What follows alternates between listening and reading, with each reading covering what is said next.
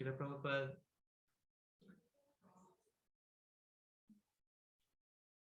explains here two aspects of devotional service and friendship. The first being confidence in the Supreme Lord, and the second being a well-wisher of the Lord.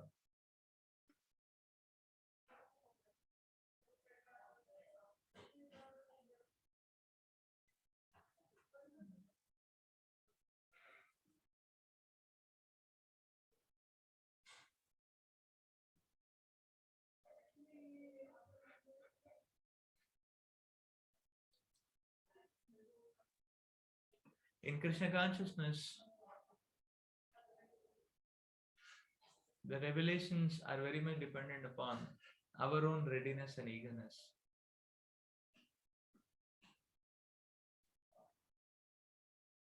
And therefore, trajectories of progressive increase of confidence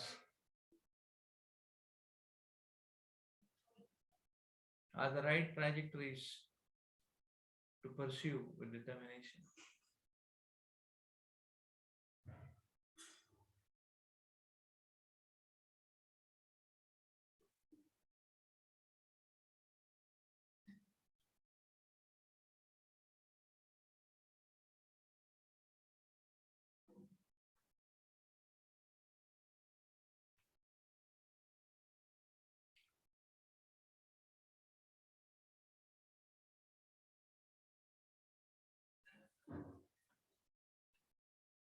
In fact, this confidence is a feature of Sharanagati. Among the Sharanagati's principles, confidence is an important principle. In fact, it is mentioned 2-3 times in different variations.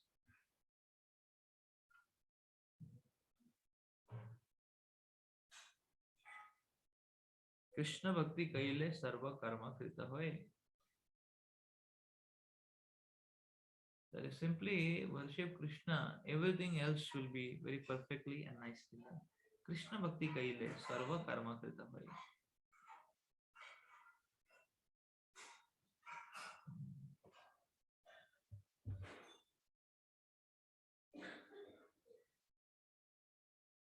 You see, the interesting point is that you see a non-devotee or materialistic people, they want to give any and every possible and any possible every possible excuse how not to practice Krishna consciousness or how to procrastinate Krishna consciousness.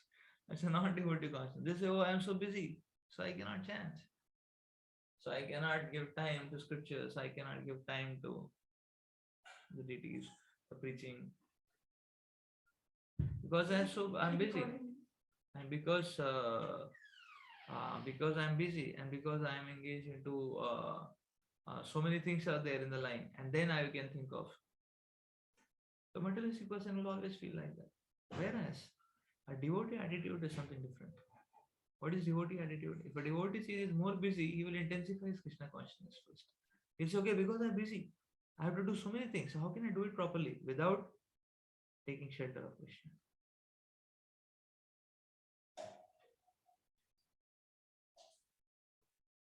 So it's not that on a busy day, we shirk from Krishna conscious activities. On a busy day, you should do Krishna conscious activities the first and with most focus, so that one can render other things in a proper spirit. That's the point.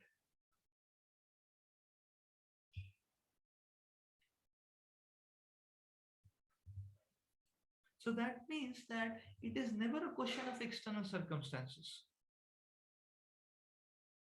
It is always a question of a person's willingness. That's all. Krishna consciousness is not a derivative of circumstances. Krishna consciousness is simply a derivative of our own choice and willingness. That's it. So therefore, if willingness is there, external situations cannot stop us. That's the point.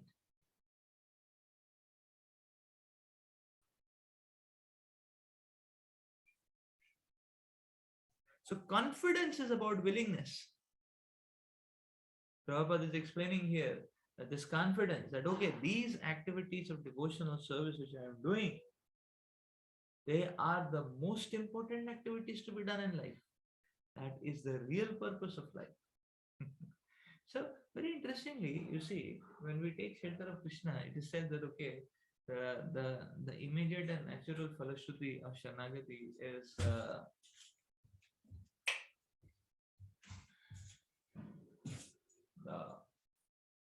fearlessness, abhayam. That's the immediate consequence or falashruti of Sharnagati. So, abhayam, you know, so that is the immediate consequence of Sharnagati. Now, from where this abhayam is coming? Now, this abhayam is coming from the point uh, that you see,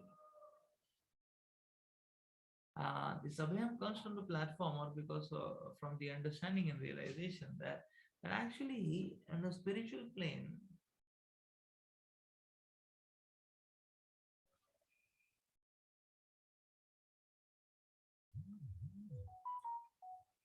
nothing is going to be washed off. The spiritual plane is an eternal plane. Therefore, any amount of achievement on the spiritual plane is going to be eternally there. That's the point. So that is why in the spiritual realm there is no insecurity. Whereas material realm is flickering. So if one is only on the material realm, then because of that flickering reality, transient and flickering reality,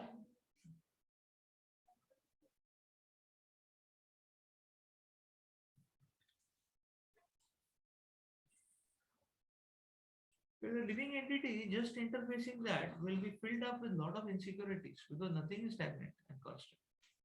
Whereas one who has put his foot on the spiritual terrain, he will not experience insecurity because spiritual aspects and the spiritual things are permanent. And therefore, even if material plus minus happens, a devotee is able to take it up, understanding that the main thing is spiritual.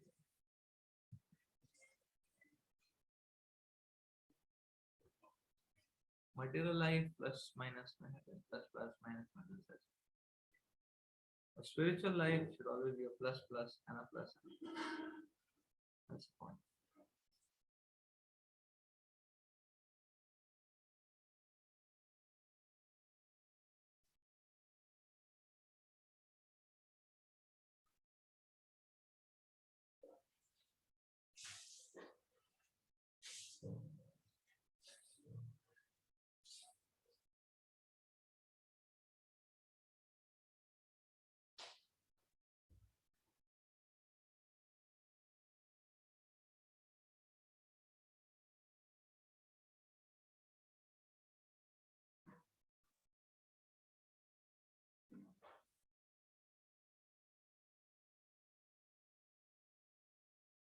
So that's why you see spiritual drive is completely in our own hands.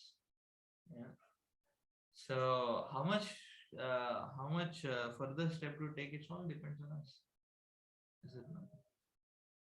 So if you want to just move, 1 foot ahead, just toe to toe, we want to move. Okay, one toe, next toe, like that you want to move. Or if you want to take a leap and jump, both are choices only. Mhm. And both are choices only. Is it not? It's all about our willingness. So what person sometimes feels that okay, I don't know, so let me be where I am, 1 foot and 1 foot toe to toe I'll take out. You know, toe to toe I'll move forward. Okay, then the motion is going to be that slow. Is it not? Other person he will simply just jump, and the experience is faster. Is it not? So it's all about our choice. You know.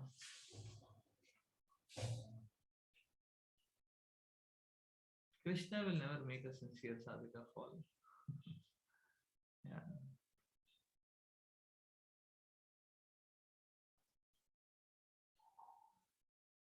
That is the mercy of the Supreme Lord. Now, the next point which is being explained here is being a well-wisher of the Lord. So, in that regard, Srila Prabhupada is talking about preaching. You know?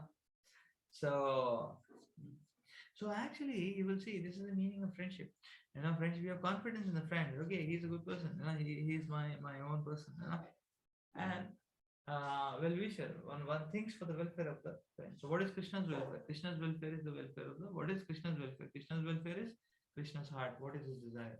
And Krishna's desire is the welfare of the living entities. Therefore, a preacher is very dear to Krishna.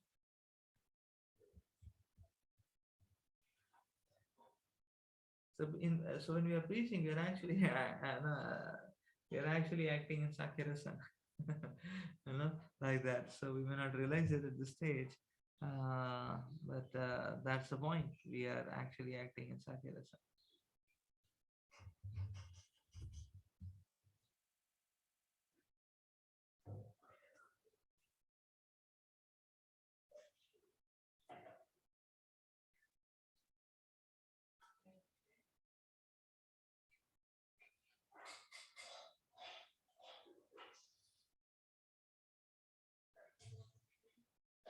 Surrendering everything to the Lord.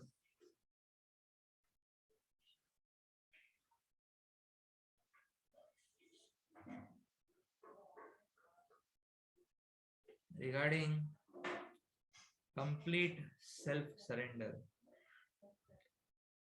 there is a nice description in the 11th canto of Srimad Bhagavatam, 29th chapter, 34th verse, where the Lord says,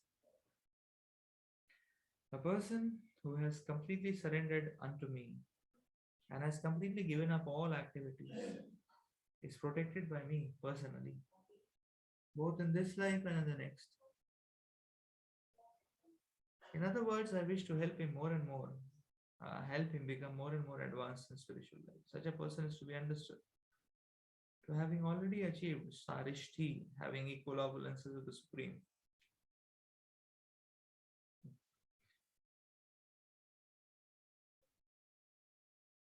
It is also confirmed in Bhagavad Gita that as soon as a person surrenders unto the lotus feet of Krishna, Krishna takes charge of him and gives him a guarantee of protection from all the sinful reactions. He also instructs from within so that the devotee may very quickly make advancement towards spiritual perfection. This self-surrender is called Atma Nivedan. According to different authorities, self is differently defined. Self is sometimes considered to refer to the spirit self or the soul. Self is sometimes considered to refer to the mind or to the body. Full self-surrender therefore means not only surrender oneself as spirit soul, but also surrendering one's mind and body to the service of the Lord. Bhaktivinoda Thakur, Srila Bhaktivinoda Thakur has sung a nice song in this connection. While offering himself as a surrendered soul, he said, my mind, my household affairs, my body, and whatever is in my possession, my dear Lord, I offer to you for your service. Now you can do with them as you like. You are the supreme possessor of everything. So if you like, you can kill me. If you like, you can give me protection. All authority belongs to you. I have nothing to claim as my own. Sri Yamanacharya, in his prayers to the Lord, has expressed a similar idea in the following words. My dear Lord, I may be living within some body as a human being or as a demigod, but whatever mode of life I do not mind, because these bodies are simply byproducts of three modes of material nature. And I, who am in possession of these bodies, am surrendering myself to you.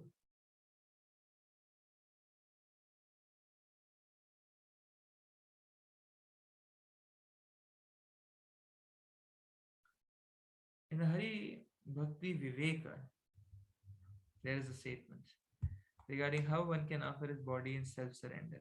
There, the devotee says, my dear Lord, as a sold out animal, has no need to think about his maintenance and sustenance. So, because I have given up my body and soul unto you, I am no longer concerned with my maintenance and sustenance.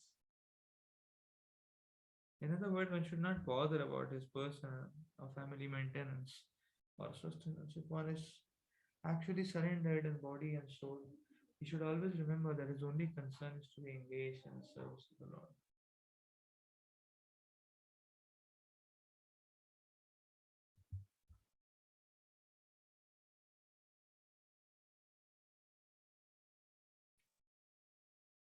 Srila Rupa Goswami says that devotional service and friendship and devotional service and self surrender are two difficult processes. Therefore, such relationships with the Lord can be very rarely seen. Only for the advanced devotees, these two processes easily executed. The purport is that it is very rare to see surrender, which is mixed with sincere ecstatic devotion. One must give up himself completely to the will of the Lord.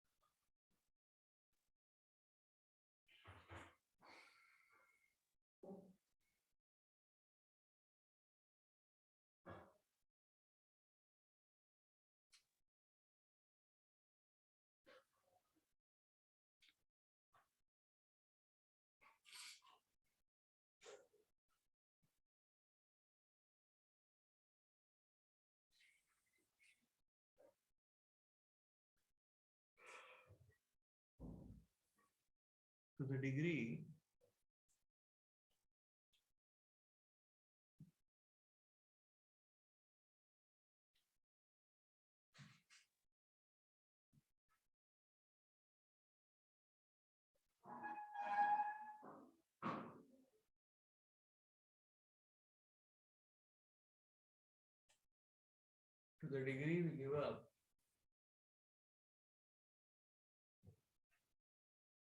our own subtle body or mental inhibitions and doubts,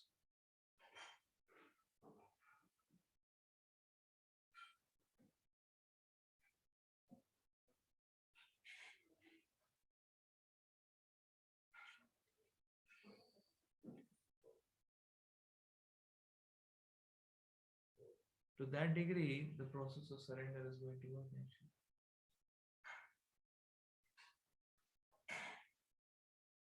So you see, inhibitions and doubts. The first point to understand is that okay, no doubt Srila Rupa Goswami Pad is telling that okay, Atma Nivedanam is a difficult process. Friendship is also a difficult process. But the point to note is that unless you work on it, it is never going to come about. So doubts and inhibitions. So having doubts and and inhibitions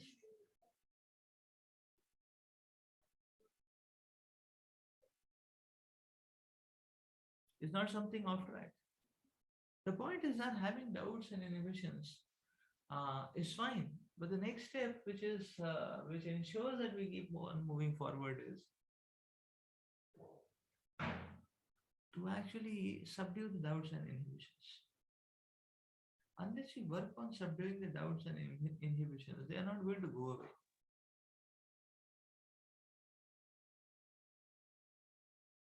Just like dirt, unless you clean it up, it's not going to go away.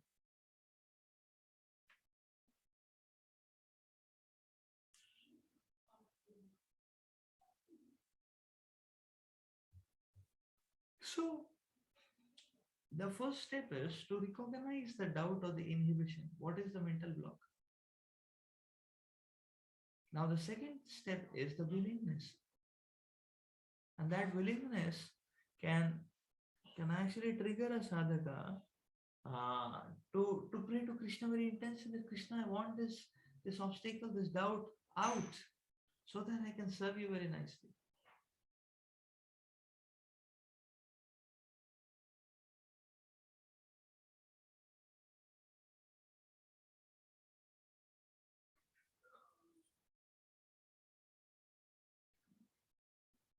So when we add that prayer to Krishna, when we exhibit that willingness in the form of taking shelter of Krishna and praying to Krishna, then what will happen is that every ever from that point on, every activity of devotional service will help us in eradicating that doubt or that bottleneck. So if we read Shastras, Krishna will show us, how to work on that, on getting out. If we hear lecture, Krishna will show us, how to overcome. When we chant the holy names, the Nam Prabhu will give us confidence and revelations. That is what is going to happen. So it's all about commitment that yes, I want to go out. Get out of this problem and serve Krishna full on without any gear down. I don't want to gear down.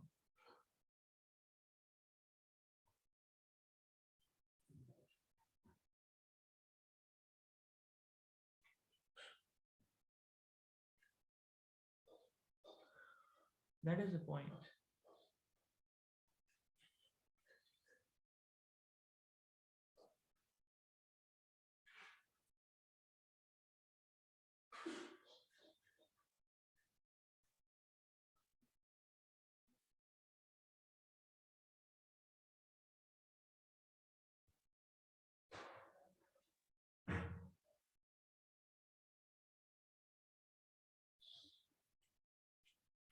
Actually, Krishna's reciprocation. See, Lord Krishna has a very predictable reciprocation algorithm. Mhm. And the Lord declares it also. Ye yatha mam prapadyante tam sateva bhajamiha. Now, this is a very beautiful and encouraging principle because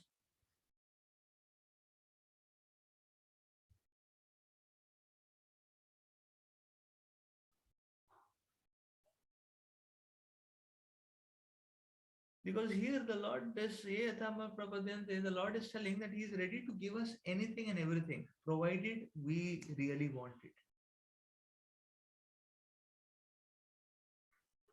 And therefore, Shanagati is about desperately praying to Krishna.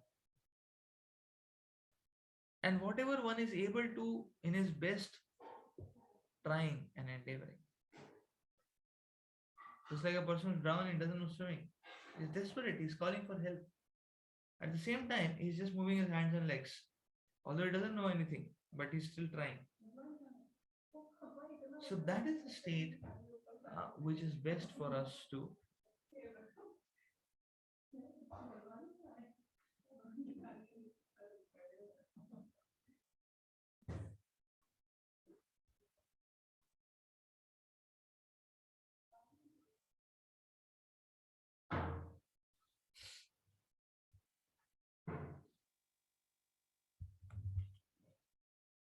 Okay, let's read further.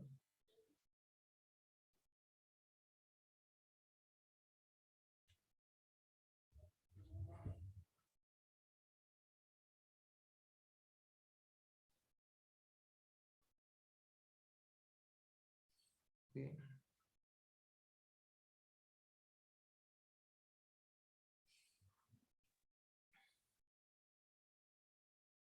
What's that?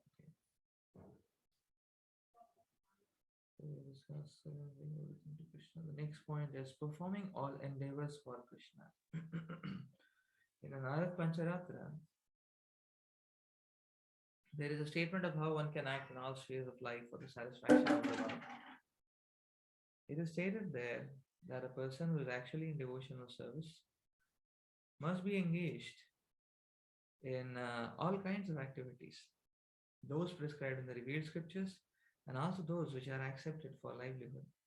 In other words, not only should a devotee engage himself in the prescribed duties of devotional service which are mentioned in the revealed scriptures, but he should also perform the duties of his practical life in Krishna consciousness.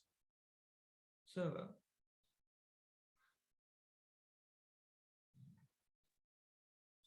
for example, a devotee who has a great establishment or factory may offer the fruits of such a position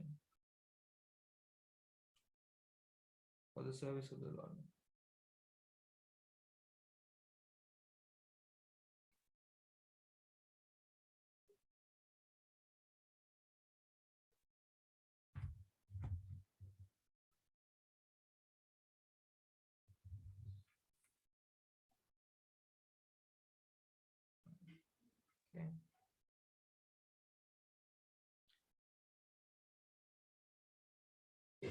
thus performing all endeavors for Krishna.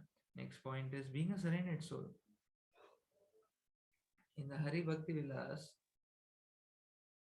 there is the following statement about self surrender.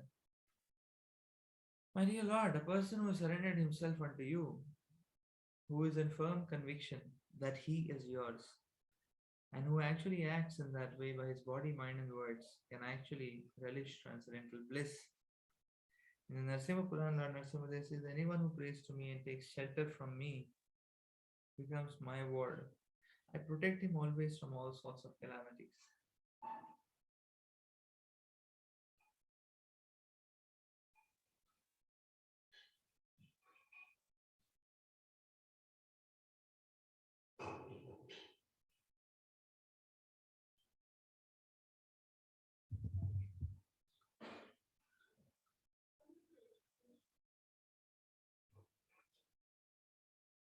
Srila Prabhupada explains here that one can execute his material duties. Uh, there is no explicit instruction that one should give it up. One can do his material duties. Only thing is, not at the cost of spiritual duties. So, actually, you will see, the point is very interesting. If one performs regulated material duties while being enthusiastic in spiritual duties, you will see if one performs these regulated material duties while being enthusiastic in spiritual duties, you will see the material duties automatically, very naturally get offered to the Supreme Lord. Just by regulating material affairs, it will become very easy for us to offer it. Whereas if material affairs go unregulated, it will sap even the time for the spiritual intake. And it becomes a mundane show.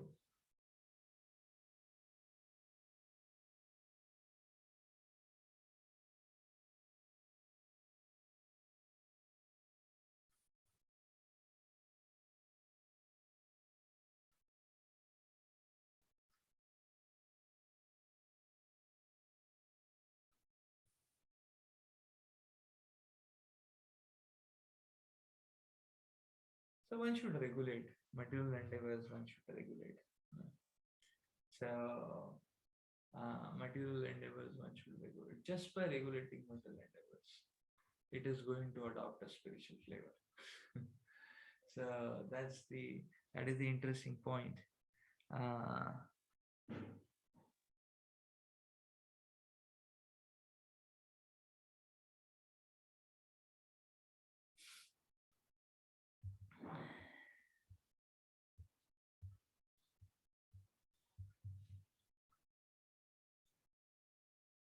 So actually, a sadhaka's healthy consciousness of heart is when we read scriptures, when we get to understand the principles of the scriptures, we don't shun it off.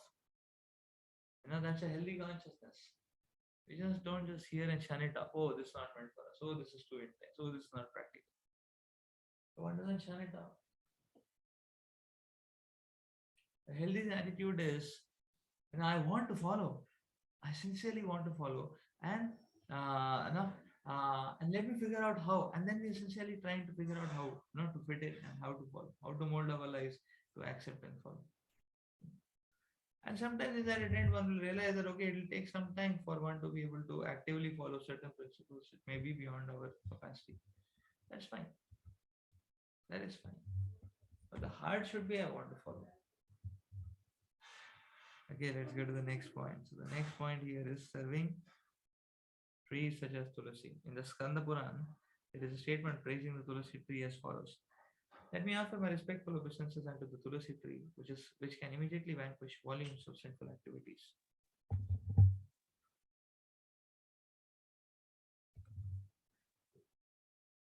Simply by seeing or touching this tree, one can become relieved from all distresses and diseases. Simply by offering obeisances to and pouring water on the Tulasi tree, one can become freed from the fear of being sent to the court of Yamaraj, the king of death who punishes the sinful. If someone sows a Tulasi tree somewhere, certainly he becomes devoted to Lord Krishna. And when the tulasi leaves are offered in devotion to the lotus feet of the Lord, there is full development of love of Godhead. Now, in India, all Hindus, even those not belonging to the Vaishnava group, take special care of the tulasi tree. Even in great cities where it is very difficult to keep a tulasi tree, people are to be found very carefully keeping this plant. They water it and offer obeisances to it because worship of the tulasi tree is very important in devotional service.